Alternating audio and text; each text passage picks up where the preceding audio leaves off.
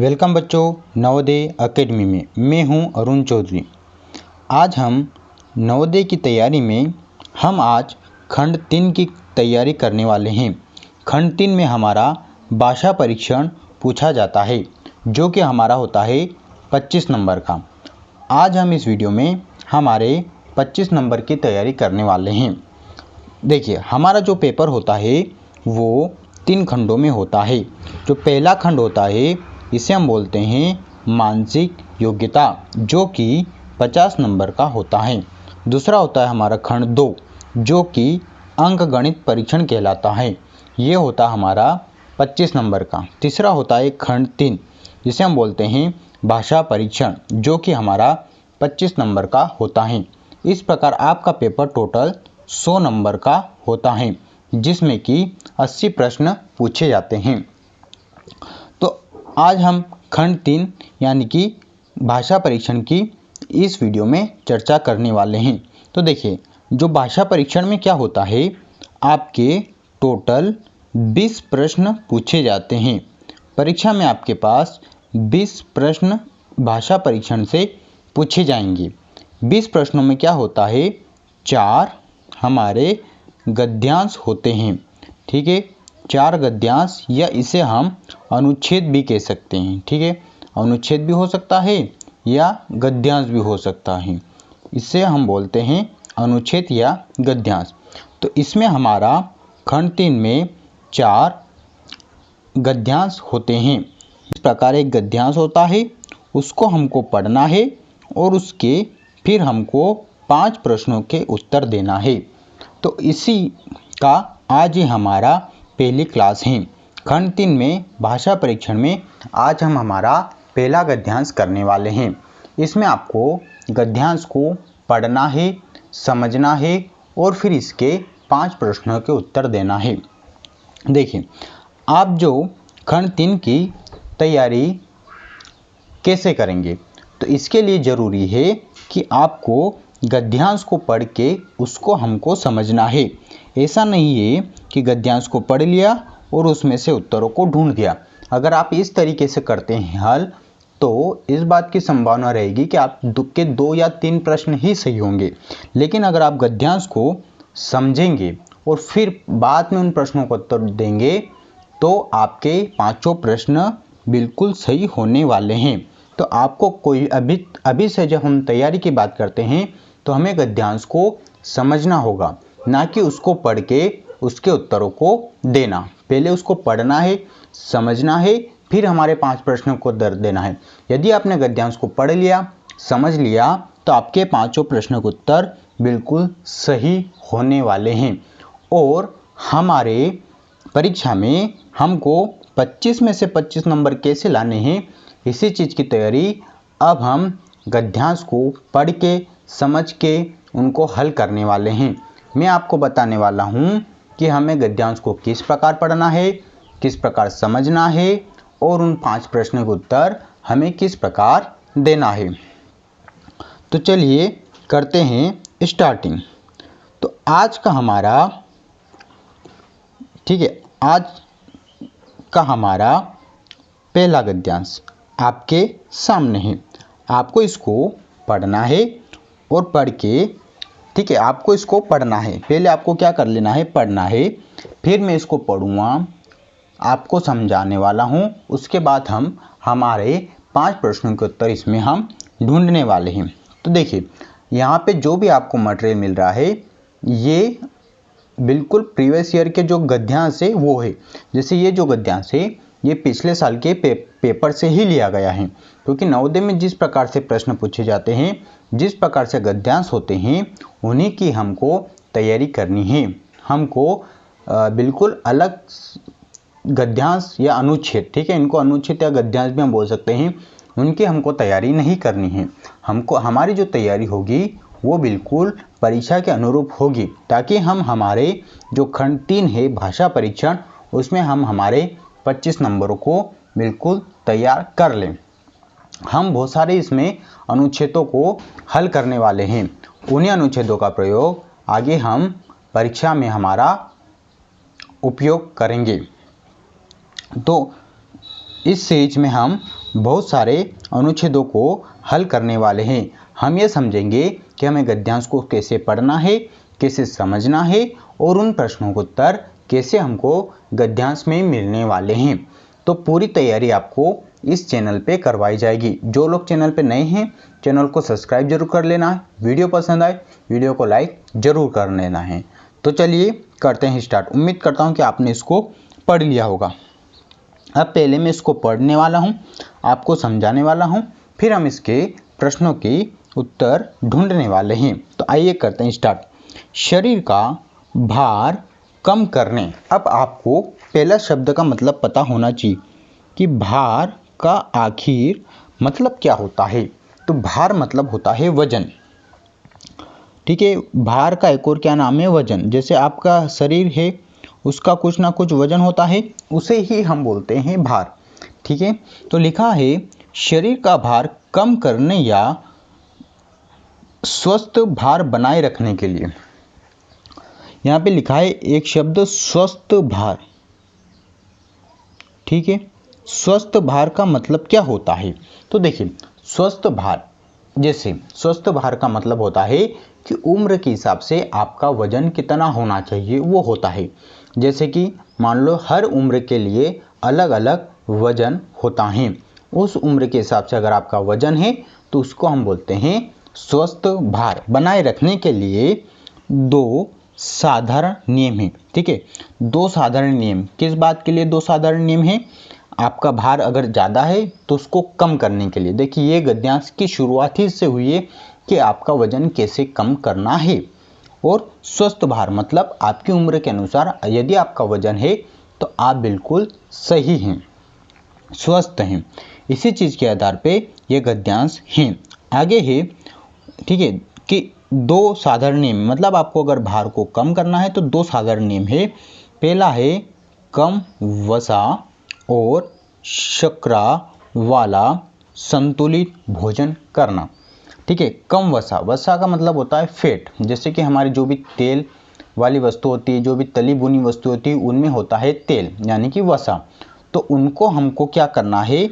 कम करना है। ठीक है, ज़्यादा तेल को नहीं खाना है क्योंकि वो फैट होगा। फैट होगा तो हमारे शरीर में जमेगा तो क्या होगा? हमारा वजन बढ़ेगा। तो वह कम वसा और शर्करा वाला संतुलित भोजन करना। अब कम वसा का मतलब ऐसा भी नहीं कि बिल्कुल छोड़ देना है, इनको हमको संतुलित करना। संतुलित का मतलब होता है कि जितनी आवश्यकता हो उतना ही हमको खाना है। संतुलित शब्द का मतलब ही यही होता है कि हमें जितनी आवश्यकता है उतना हमको खाना है। ठीक है, अतिरिक्त ज़्यादा नहीं खाना है। और ठीक है, तो वह है कम वसा और शर्करा वाला संतुलित भोजन करना और अधिक व्यायाम करना। अधिक व्यायाम मतलब एक्सरसाइज। हम डेली क्या करते हैं? ठीक है, बहुत सारे एक्सरसाइज करते हैं स्वस्थ रहने के लिए। ठीक है, बहुत सारे लोग सुबह घूमने के लिए जाते हैं, शाम को घूमने के लिए जाते हैं, एक्सरसाइज करते हैं, जिम करते हैं। तो अधिक व्यायाम करना। ठीक है, अधिक हम संतुलित भोजन करेंगे, अधिक व्यायाम करेंगे तो हमारा भार क्या हो जाएगा? कम हो जाएगा। यानी कि ये जो गद्यांश है उन लोगों के लिए हैं जिनका वजन बहुत अधिक है। ठीक है, आगे हम पढ़ते हैं। भार कम करने, ठीक है, के लिए आपको भूखे रहने की कोई आवश्यकता नहीं है। ऐसा नहीं है कि किसी का भार बहुत ज़्यादा है तो बिल्कुल आप भूखे रहेंगे, 2-4 दिन से भूखे रहेंगे तो आपका भार कम हो जाएगा। भार का मतलब होता है वजन। तो ऐसा नहीं कि हम 2-4 दिन भूखे रहेंगे तो हमारा वजन कम हो जाएगा, नहीं। यदि आपको इस गद्यांश में कहा गया कि यदि आपको भार कम करना है तो भूखे रहने की आवश्यकता नहीं है। यदि आप चीनी, केक, बिस्कुट कम ले। ठीक है, किन किन को हमको कम लेना है? चीनी को, केक और बिस्कुट हमको कम लेना है। और क्या करना है? अधिक फल और सब्जियां खाए। मतलब आपको जो फल और सब्जियां हैं वो अधिक से अधिक खाना है। ठीक है, यानी कि आप चॉकलेट खाते हैं उसके स्थान पे आपको फलों को खाना है। ठीक है, फल में बहुत सारे फल होते हैं उनको खाना है, सब्जियां खानी है, हरी सब्जियां खानी है, आपको सलाद खाना है वो। और क्या करना है? पर्याप्त पानी पिए। पर्याप्त पानी मतलब हमारे शरीर के अनुकूल हमें जितने पानी की आवश्यकता होती इतना हमको पानी पीना। एक स्वस्थ व्यक्ति के लिए हमको लगभग 4 से 5 लीटर पानी हमको पीना चाहिए। तो क्या करना हमको? वजन अगर हमारा कम करना है तो अधिक फल और सब्जियां खाना है और पर्याप्त पानी हमको पीना है। तो आपका भार क्या हो जाएगा, कम हो जाएगा और आप अधिक स्वस्थ हो जाएंगे। ठीक है, अगर आपकी उम्र के अनुसार आपका भार है तो आप स्वस्थ हो जाएंगे। प्रतिदिन शेर के लिए, ठीक है, शेर, शेर मतलब वो जंगल वाला शेर की बात नहीं की गई, ठीक है, वो शेर होता है। यहाँ पे लिखा है शेर। शेर का मतलब होता है जो हम सुबह शाम जब घूमने के लिए जाते हैं ना, उसे हम बोलते हैं शेर करना। जैसे हम शाम को गए, शाम को 6 बजे 7 बजे खाना खाने के बाद हम थोड़ा घूमने चले जाते हैं तो उसे हम बोलते हैं शेर। बहुत सारे लोग सुबह उठते हैं 5 बजे, वो बाहर घूमने जाते हैं, दौड़ने जाते हैं, एक्सरसाइज करते हैं, तो उसे हम बोलते हैं शेर करना। प्रतिदिन का मतलब होता है हर एक दिन, रोज। ठीक है, प्रतिदिन का मतलब होता है रोज। शेर करने के लिए जाएं या साइकिल चलाएं। ठीक है, शेर करने के लिए भी जा सकते हैं या डेली आप साइकिल भी चला सकते हैं।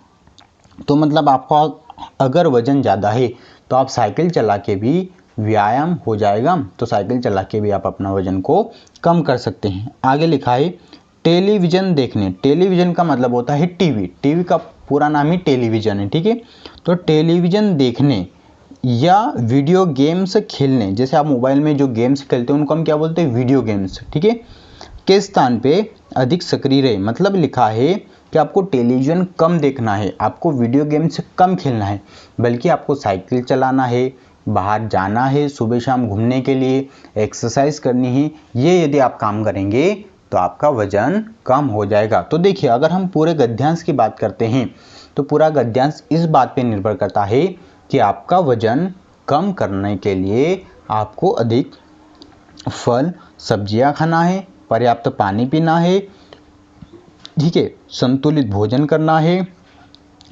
रोज घूमने के लिए जाना है और साइकिल चलाना है। यही इस गद्यांश का मतलब है। पूरा गद्यांश वजन कम करने पर ध्यान दिया गया है। ठीक है, उम्मीद करता हूँ कि आपको समझ में आ गया होगा। अब हम चलते हैं इसके प्रश्न उत्तरों की ओर। प्रश्न उत्तरों में हमारा पहला प्रश्न आपके सामने है। क्या है, हम स्वस्थ कैसे रह सकते हैं। बहुत ही बढ़िया प्रश्न है। क्या है, हम स्वस्थ कैसे रह सकते हैं। देखिए, गद्यांश जब आप हल करेंगे तो आपको चारों प्रश्न के उत्तरों को पढ़ना है। कभी भी आपकी वैकल्पिक एग्जाम होती है, उसमें यदि आपका उत्तर पहला भी है तो भी आपको चारों विकल्प एक बार पढ़ लेना चाहिए, क्योंकि हमको सबसे सही और सबसे सटीक उत्तर देना है। ऐसा नहीं है कि मान लो इसका उत्तर ए मिल गया तो बस ए पे ही खत्म कर देना, नहीं, हमको चारों विकल्प पढ़ना है पहले और फिर गद्यांश में हमको ढूंढना है। यदि हमको डायरेक्ट मिल जाता तो ठीक है, नहीं तो हम फिर से गद्यांश को पढ़ के हम क्या करेंगे, हमारे प्रश्नों को उत्तर को ढूंढेंगे। तो हमारा पहला प्रश्न है, हम स्वस्थ कैसे रह सकते हैं। अब पहला विकल्प पढ़ते हैं, केवल बिस्कुट खाकर। लेकिन हमारे गद्यांश में तो कहा गया है, देखिए यहाँ पे लिखा हुआ है कि बिस्कुट कम ले, मतलब बिस्कुट तो खाने पे मना, कम लेने पे कहा गया है। ठीक है, क्या हम केवल बिस्कुट खा के स्वस्थ रह सकते हैं, नहीं। अगला, केवल व्यायाम करके। हाँ, व्यायाम करके भी हम स्वस्थ रह सकते हैं, लेकिन यहाँ पे लिखा है सिर्फ एक शब्द केवल। केवल का मतलब होता है कि केवल व्यायाम करना, आप कुछ भी खा रहे हैं, है ना, और आप सोचेंगे मैं व्यायाम कर लूँ और स्वस्थ रह लूँ, तो ऐसा नहीं हो सकता। ठीक है, तीसरा, संतुलित भोजन खाकर और व्यायाम करके। हाँ, और चौथा होता है अधिक फल खा के। तो इसका उत्तर आ जाएगा हमारा सी। क्या आ जाएगा, संतुलित भोजन खाकर और व्यायाम करके। कहाँ पे लिखा है, ये यहाँ पे, कि संतुलित भोजन खा के और व्यायाम करके हम स्वस्थ रह सकते हैं। ठीक है, ये देखिए मैंने कहाँ पे लिखा, वो भी गद्यांश में हमको पता होना चाहिए। तो यहाँ पे लिखा है संतुलित भोजन करके और व्यायाम करके हम क्या रह सकते हैं, स्वस्थ रह सकते हैं। अब देखिए, अब हमारा बहुत सारे क्या करते हैं बच्चे, बहुत जल्दी करते हैं ना, उनको ऐसा लगता है बी आ गया, केवल व्यायाम करके। अरे केवल का मतलब होता है सिर्फ व्यायाम करके। क्या हम हरी सब्जियाँ, ठीक है, फल फ्रूट नहीं खाएंगे तो क्या हम स्वस्थ रह सकते हैं, नहीं। और डी में भी देखिए, डी क्या लिखा है कि अधिक फल खा के, अधिक ही बिल्कुल फल ही फल खा रहे हैं, व्यायाम नहीं कर रहे हैं ना, संतुलित भोजन नहीं कर रहे, तो भी क्या हम स्वस्थ रह सकते हैं, नहीं। ठीक है, तो हमें संतुलित भोजन भी करना है और व्यायाम भी करना है, तब जाके हम क्या रह जाएंगे, स्वस्थ। तो हमारे पहले का उत्तर क्या आ चुका है, सी आंसर आ चुका है। दूसरा देखिए, इन गद्यांशों को हल करने से हमारा तात्पर्य है कि हमें किस प्रकार परीक्षा में गलतियां नहीं करनी है। मुझे पता है कि अधिकतम जो बच्चे हैं वो गद्यांशों को पढ़ के उनका उत्तर ढूंढ सकते हैं, लेकिन हमारा ये प्रयास है कि हम अधिक से अधिक यानी कि पूरे में से पूरे नंबर लाने की कोशिश करना है। और परीक्षा में कैसे घुमा के प्रश्न दिए जाते हैं, कैसे घुमा के आंसर उनके रहते हैं, उसी चीज़ को समझना हमको यहाँ पे जरूरी है। चलिए अब हम चलते हैं दूसरा प्रश्न। दूसरा प्रश्न है, भार कम करने के लिए हमें क्या अधिक खाना चाहिए। क्या हम अधिक खाएंगे तो हमारा भार कम हो जाएगा। पहला लिखा है चीनी और केक। नहीं, हमारे गद्यांश ने चीनी और केक के लिए तो मना किया है। ठीक है, फल और सब्जियां। फल और सब्जियां अधिक खाना, तो देखिए ये यहाँ पे लिखा हुआ है फल और सब्जियां अधिक खाएं, जिससे हम क्या रह सकते हैं, स्वस्थ रह सकते हैं। तो ये हमारा था पहले प्रश्न का उत्तर यहाँ पे मिला, और ये मिला हमको दूसरे प्रश्न का उत्तर कि अधिक फल और सब्जियां खाने से हम स्वस्थ रह सकते हैं। पर मैंने क्या बोला है, हमको सी और डी भी पढ़ना है। एक बार ओमार्कशीट में टिक लगाने से पहले हमको सी और डी भी हमको पढ़ लेना है।